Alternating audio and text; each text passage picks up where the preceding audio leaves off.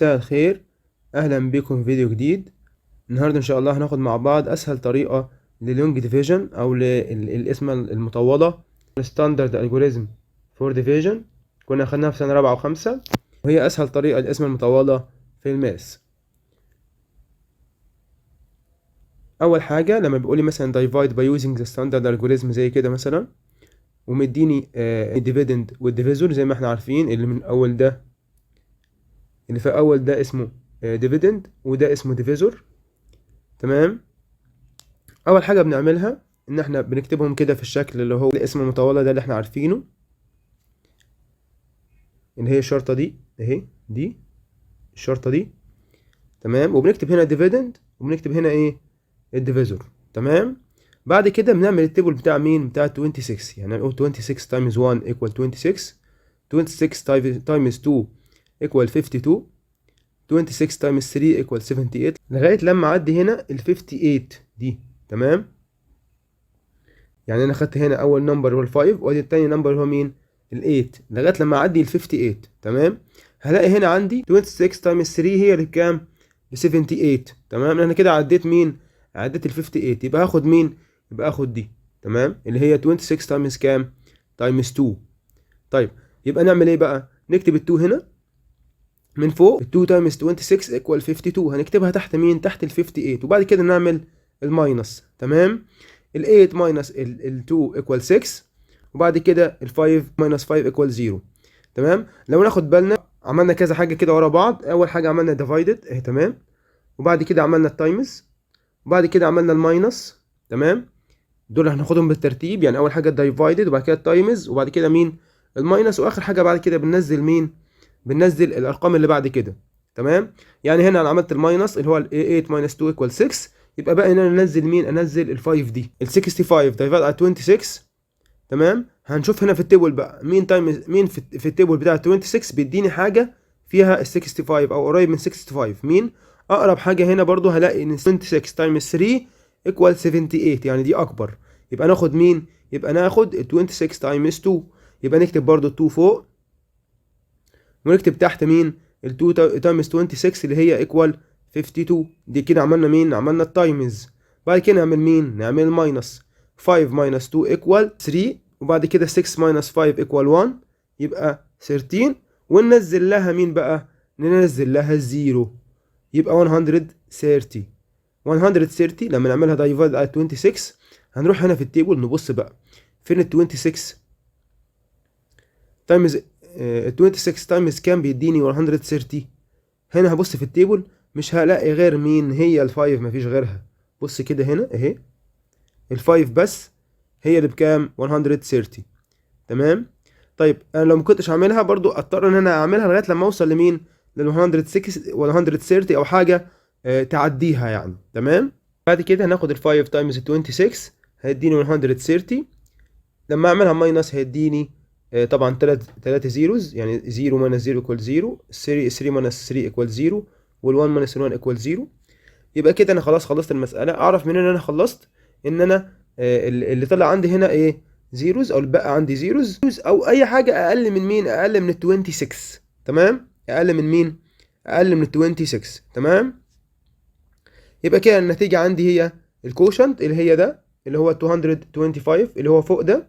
تمام. يبقى ده كده بالطريقه دي. تمام. طيب نشوف اكزامبل تاني عشان الموضوع يوضح اكتر شويه. لو انا عندي اللي هو ديفيدند ده 4995 دايفايدد على ال 14. تمام. دي لو نعملها دايفايدد نعمل ايه، هنعمل اول حاجه اللي هو علامه الديفيجن اللي احنا عارفينها، ونكتب الديفيدند والديفيزور زي ما احنا عارفين اخدناهم.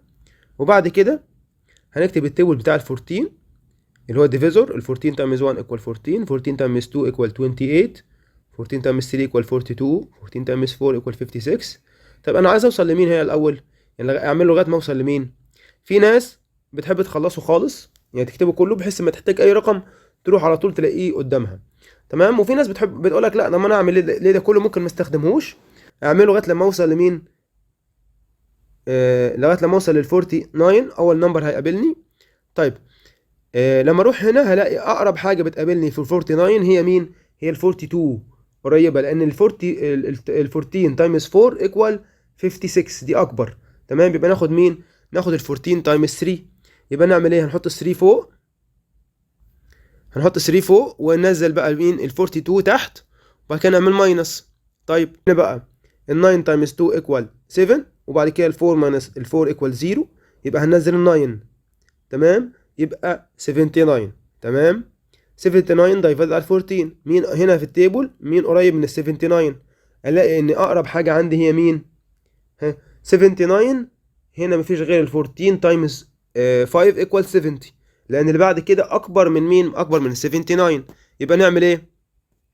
هنكتب ال 5 فوق، وال 5 تايمز ال 14 ايكوال 70، ونعمل ماينس، نلاقي النتيجه 9 ماينس 0 ايكوال 9، و 7 ماينس 7 ايكوال 0. يبقى 9 هينزل، وهننزل له مين؟ هننزل له ال 5، يبقى 95. طيب 95 دايفايد على 14 هيديني 95 دايفايد على 14. برضه انا هروح لمين؟ هروح للتيبل بتاع ال 14، الاقي ان اقرب حاجه عندي هي ال 98 اهي. ال 95 اقرب حاجه عندي هي مين؟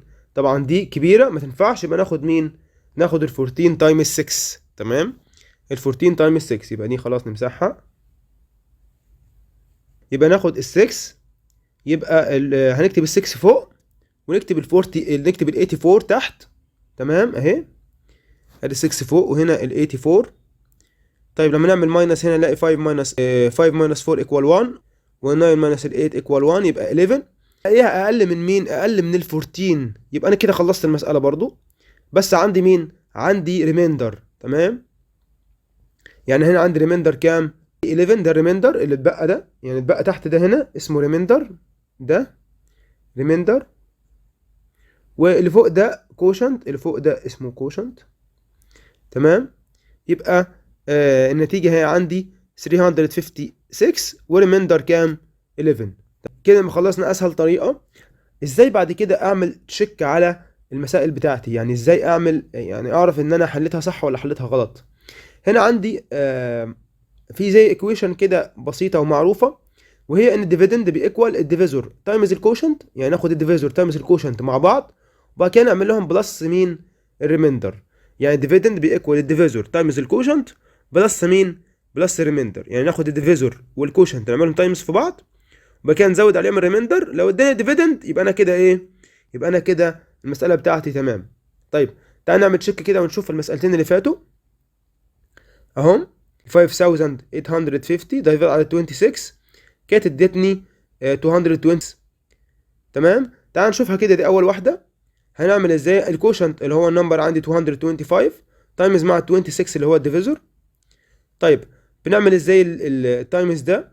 طبعا خدنا طريقه اللي هي الستاندرد الجوريزم، اللي هي بسيطه جدا. ال6 بناخد ال6 تايمز مع النمبر اللي فوق كله، وكده بنحط 0. بنعمل ال2 بعد كده تايمز مع النمبر اللي فوق كله، يبقى 6 تايمز ال 5 ايكوال 30. 0 كاري اب 3.